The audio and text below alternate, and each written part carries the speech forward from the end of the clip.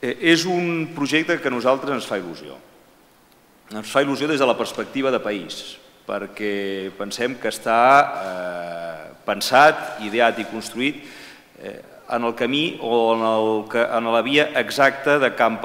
on hem de pensar la nostra economia de futur. És una construcció i un projecte que té com a base l'esport, òbviament, però la part econòmica de l'esport, la part empresarial de l'esport, cobren un gran relleu i això vol dir que tenim un projecte que haurà d'incorporar talent, que haurà d'incorporar molt de valor afegit i, per tant, ben segur que crearà i generarà riquesa i ocupació de qualitat pel nostre país. És un projecte que té la virtut que neix d'un partenariat públic-privat i això li atorga encara més força i és, a més, un projecte, i no puc estar de dir-m'ho, que s'ubicarà a la ciutat de Sant Cugat del Vallès i, per tant, com a alcalde els haig d'expressar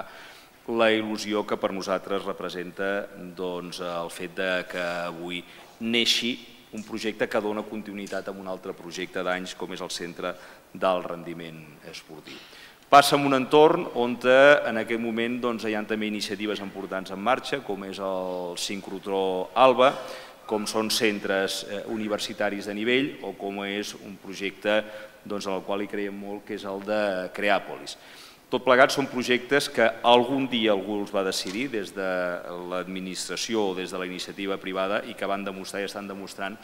que estaven pensats amb la línia que li convenia en el nostre país. Jo penso que algun dia també algú dirà que avui ha nascut un projecte que algú va pensar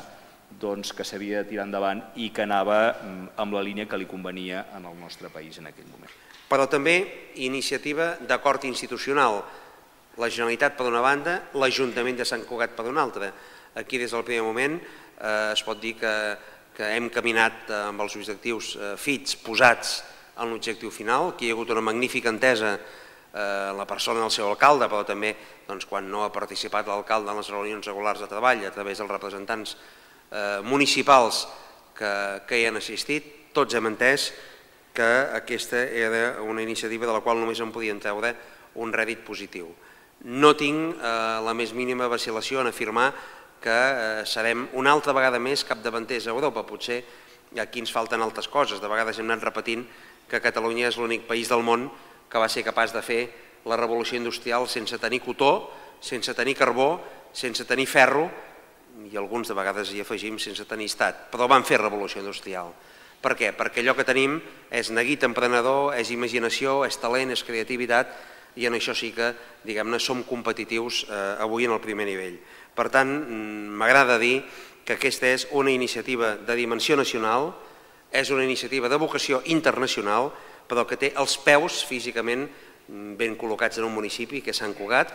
on hem trobat, com deia abans, les màximes facilitats perquè aquest esport parc internacional de Catalunya pugui ser una realitat en el termini més breu possible.